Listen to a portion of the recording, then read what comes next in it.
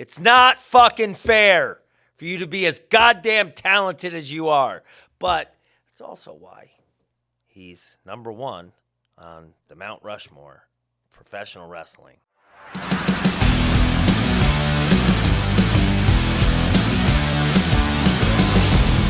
Mount Rushmore, we're all aware of Mount Rushmore, and the Mount Rushmore of professional wrestling is something that everybody has done their version of. And yes, you guessed it, I have my own personal Mount Rushmore of professional wrestling, and I'm going to give that to you today. So, before we get any further, don't forget, click the subscribe button, y'all. It's content every week. Hell, every day sometimes. We're putting out more and more content, and you don't want to miss a thing. So click that subscribe button and make sure you don't. All right, back to Mount Rushmore. Now, I was thinking about this and wondering, like, should I go 1 to 4? Does that make sense? Or should I be going 4 to 1? And I opted for 4 to 1. So in theory, least to best, I suppose. But as I look at my Mount Rushmore, like you can't go wrong with any of the 4. So let's get started with number 4. For me, none other than Latino Heat, Eddie Guerrero, a man born into our industry, you know, of the famed Guerrero family. He had brothers that came before him, a father that was in the industry. So this is literally in his blood. And he was always just the consummate professional, smooth as silk in the ring. He was, I know I first became aware of him, WCW, when they were doing the cruiserweights, certain portions of Monday Nitro or was it Thursday Thunder or whatever. But there were certain sections, hours, that seemed to be a litany of these cruiserweight matches, and that's where Eddie Guerrero was in that for a while. And he just would have banger after banger. Eventually, you know, Rey Mysterio would come along. Their stuff is legendary together. But the credentials of Eddie Guerrero, they go on and on and on. Personal, you know, milestone favorites for me is when in WWE when he and Chavo Guerrero, his nephew, started to get into the lie, cheat, and steal. I think that's a favorite for a lot of people out there. You got to see, up to that point, you had not seen quite as much of Eddie's personality and Eddie's charisma and his ability to, like, check all the boxes. You know, he wasn't just an in-ring technician. He wasn't just a guy that, you know, took his first bumps at 9 and obviously was good at the physical part of what we do in the ring, but he was good at everything else too, and that's why he was who he was, and that's why he's number 4 on my Mount Rushmore of professional wrestling. And number 3 on Bobby Fish's Mount Rushmore of professional wrestling is none other than the Dynamite Kid, a pioneer in our industry. The amount of copycats, and I don't mean that in a derogatory way. I mean that in a complimentary sort of way. There were so many. The first one that comes to mind, and I think for all of you out there, it's obvious, but it's Chris Benoit. And now, you know, we're not supposed to say his name, and who knows, there's stuff, and no one, including myself, condones or, you know, like, let's not be crazy, y'all. Like, obviously, let's get out of those weeds. Anyway, guys like Davey Richards, you know, Bryan Danielson, that diving headbutt was awfully damn reminiscent. And I know that the diving headbutt that I did early on in my career, until I got to a point where I was like, okay, this is taking years off the bump guard, so let's stop doing that. But that was my sort of ode to the Dynamite Kid, because he was such an influence on me as a young fan growing up. And I think there was a style of his I wasn't even aware of when I first was a fan of professional wrestling. I did not know that the man had this career that went on in Japan, where he and Tiger Mask, who, my introduction as a fan to Tiger Mask was just that he randomly was on some WWF television a couple times, and the gimmick was so cool, but I had no idea of the legendary status at that time of who Tiger Mask was to Japanese fans, and later the rivalry between him and the Dynamite Kid. I think that a lot of that stuff is what gave you the Dynamite that would later years be on American television as one of the British Bulldogs. I mean, I'll never forget the double team moves that the Bulldogs did. That's part of what drew me to them. And one of them was, I don't want to get too in the weeds here, y'all, but it's my show, so we're going to get in the weeds. Davey would pick up the opponent in a fireman's carry after they had already vanquished the other the other opponent, and then Dynamite would come off the top rope and like double jump off the back of the guy in the fireman's carry and come off with a diving headbutt. Just some of the most innovative stuff and the coolest shit that you could put before a young wrestling fan, and like I bought hook, line, and sinker. So Dynamite became my guy. How many people do you see in today's professional wrestling landscape? Do you see doing the snap suplex? I mean, Benoit was one of them, right? I do the snap suplex. And the snap suplex, it 100%, it goes back to the Dynamite Kid. He was the guy that invented it, I believe, and if not invented it, he's definitely the one that was most known for it. Bret Hart, another one, who, yeah, you can't deny, the impression and the resemblance that is in some of his work to Dynamite. So number 2 on the professor's list, on the professor's Mount Rushmore of professional wrestling, is none other than the great Muta. KG Muto. He has gone by different names from time to time. He's been called many different things, and he's worn many a moniker, but the great Muta, for me, is one-of-a-kind performer. I wasn't even aware, as a fan, of some of the legendary stuff that he had done in Japan prior to me seeing him in WCW. But I know that for me, he represented like a superhero. I loved martial arts, and I loved everything, ninjas and anything that came from that part of the world. And here he was jumping off the screen. For me, my introduction to him was through WCW, and this guy was competing with Sting and holding his own when it came to speed, precision, athleticism, and that being no small feat. But he was a superhero ninja come to life for me, and jacked.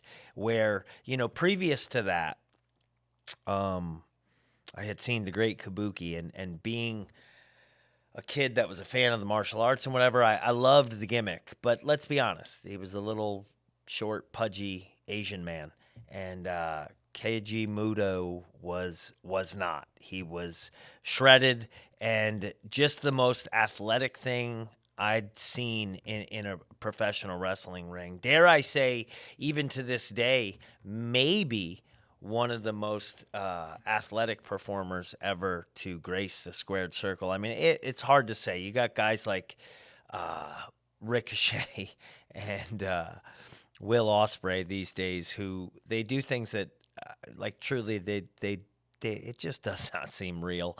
And it's mind-boggling. But for his time, the great Muta was far and away ahead of his time. The way that he brought martial arts into his in-ring work and the athleticism that went along with it, I think that that's what truly made him so special. But if you then look at what's the other side of pro wrestling, right? There's the in-ring and there's the technical and there's your do you look like an athlete, et cetera, et cetera. But then there's the other side of it. There is the gimmick side of it. There is that mystique, that thing that draws us in, that's unique only to pro wrestling. Like, you don't find that in baseball. You don't find that in football. You don't even find it in the UFC, So Muta, he had both of those boxes checked. And any other box that needed to be checked, he had it checked. But that one with the mist and with the presentation and with what seemed mysterious and unexplained, it was just captivating. I know for me as a fan growing up, I was all in. And then his feud with Sting, again, I just couldn't get enough of it. I remember Starrcade. There was a VHS tape that I bought, and I waited every day after school for that goddamn thing to show up at the house. And once it did, man, I watched that over and over and over. I'm not real good with the dates and the name of the shows and things like that, but it was one that, blew me away completely. He was a guy that would reinvent himself over and over so many times. We all know, some of us lose a little bit of the lettuce up top, right? So a lot of us shave your head, right? Well, Muta did this, but Muta was, he was known for early in his career where the hair would kind of add a little bit of mystique to the face paint and whatever. So his reinvention of himself at the time, he grows this goatee and he shaves his head and he stops painting his face. To make a wholesale change like that, he also invented the Shining Wizard. That's a move that he is credited for having invented. And another one of those that just got copied over and over and over. The Undisputed Era, Adam Cole, his finish was a version of the Shining Wizard. And I believe, at least it's rumored, that Muta's reason for coming up with the Shining Wizard is that throughout his career, he'd become known for the moonsault, which me as a fan, when I would become a professional wrestler myself, similar to what I was saying before about the Dynamite Kid and his snap suplex, or Eddie Guerrero and the Hilo, I repeated these things because it influenced me. I did a double jump moonsault because the great Muta did a moonsault. Anyway, back to the story. Story being that his knees were wrecked from doing the moonsault over decades. And so he needed a finish that was going to be more forgiving on the body. And talk about understanding what we do. and understanding that if the move becomes bigger than the performer, the move becomes bigger than the gimmick. This was explained to me very early on when I got into pro wrestling, that like if you have a signature move, so example is the best way I can explain this. So Jimmy Superfly Snuka, watched him growing up, and then years later, all of us as pro wrestlers, we end up getting to the end of our careers, right? And then, you could end up catching somebody that you watched as a kid, and they're on an independent show and blah blah blah. And the way it was explained to me was how you don't want the move to become bigger than the performer is the example that they gave me was, okay, so you go to a show and Jimmy Superfly Snuka's on the show, and in his match, he doesn't do the Superfly. And as he got on in years, I'm sure that became more and more taxing on his body to do. So, yeah, I think we can all read between the lines there, and it makes sense. And it's like, oh, okay, well, that's a mistake. Muta, at risk of making that very mistake, invented his own move that was going to be 10 times more forgiving on his body. Understanding what a gimmick is, understanding how a gimmick actually benefits a performer, how the performer uses the gimmick as opposed to the gimmick using the performer. Just brilliant. And I don't know if he gets enough credit for it, but the Shining Wizard, just another like hallmark feather in the cap of a career that just spanned decades. And I know for one, I'd still buy a ticket to see him do whatever he's going to do today. All right, y'all, here it is, the moment you all have been waiting for. Number one on the Mount Rushmore of the most educated feet in professional wrestling, none other than yours truly, Bobby Fish, one half of Red Dragon, 1/4 of the Undisputed Era. Number one on my list is none other than Kurt friggin' Angle. Kurt Angle, y'all, I dare anyone to argue with me over this. I will defend it to my grave.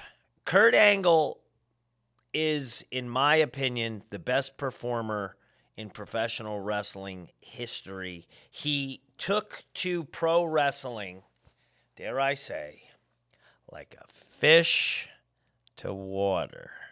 Huh? See what I did there? Yeah. And if you don't see what I did there, there's not much help for you. But Kurt Angle being who he was in amateur wrestling, and we all know, like, amateur wrestling, Greco-Roman, whatever style you want to call it, catch wrestling. This is the stuff, right? This is the real deal. This is, okay, this guy can go. And if you need to be tied in knots, he's the guy that can do it. And that's who Kurt Angle was. And I know when I was a kid growing up, you had a complete line of division straight down the middle of the quote-unquote real wrestlers and then the professional wrestlers, which is kind of an ironic sort of thing. However, for him to come over from his history, which would have started when he was 8, 9 years old, whatever age it was that he started in earnest training to be an amateur wrestler, and then work his way all the way up through the Olympic trials and all that stuff, and through college. He wrestled with Mark Kerr, the Smashing Machine, and he wrestled the other names escape me here, but it doesn't matter. He was a guy who, could do the thing for real. And his training, as documented in Kurt's autobiography, were that of legend in the city of Pittsburgh. Amongst his family, obviously, and he was one of a few brothers, I believe. It was the stuff of legend, but it was the stuff of legend even outside of the family, and then eventually to what I presume was his high school, and then from his high school to his college, and then from his college days to beyond that, and then becoming an Olympic gold medalist. I mean, if he was put on this earth to do something, it was to wrestle and win a friggin' gold medal. Few people in their lifetimes will aspire, let alone attempt to do such an accomplishment. But he did. Not only did he, but he did it in fashion that is like unreplicable.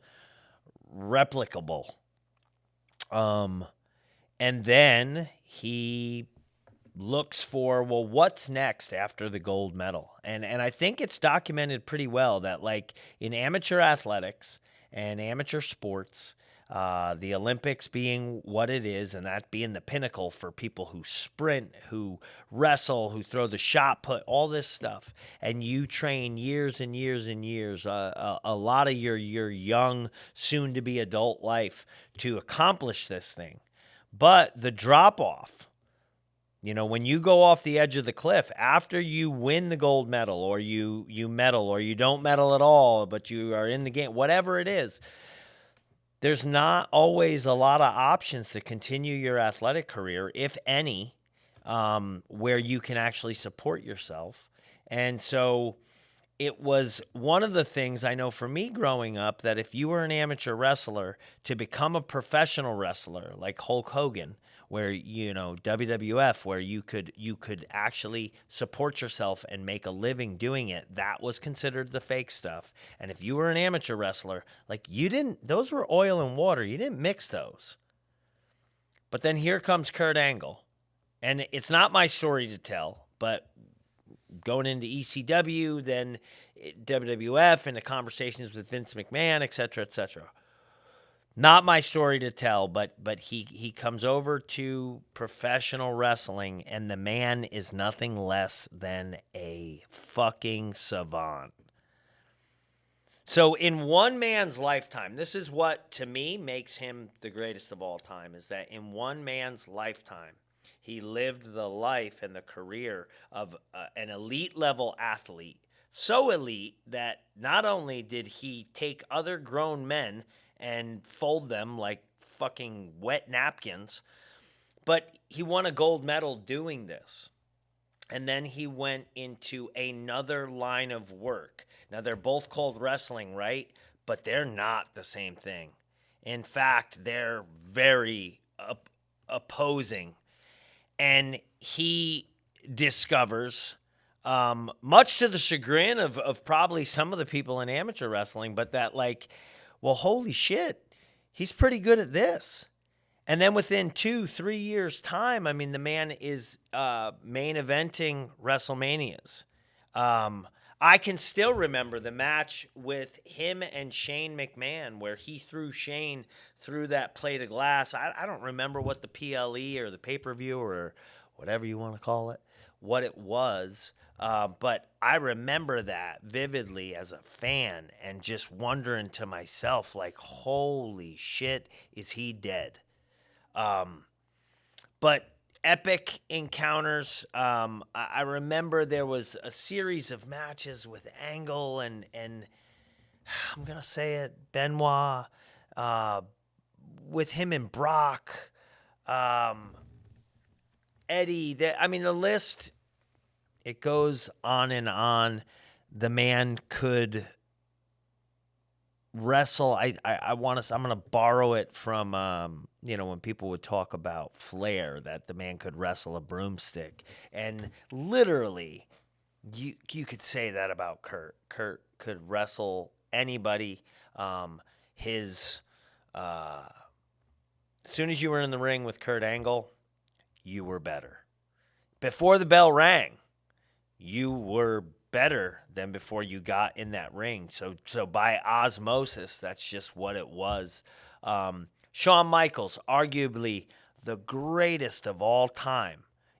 Probably the most consistent person to be on anybody's Mount Rushmore of professional wrestling. But Shawn and Kurt was absolute magic. I mean, somehow Shawn Michaels, the greatest professional wrestler of all time, got better by being in the ring with Kurt Angle. So with Kurt, there's an aspect of professional wrestling that I think nobody would have expected to be getting with Kurt Angle, but it was his ability and his willingness to be the butt of the joke. Coming from an amateur wrestling, coming from a world where it gets there's not many things where it is more high stakes.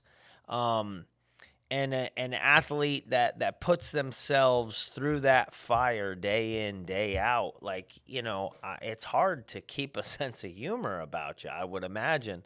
And here comes this guy into professional wrestling, and unbeknownst to anybody who was dealing with him was his comedic timing.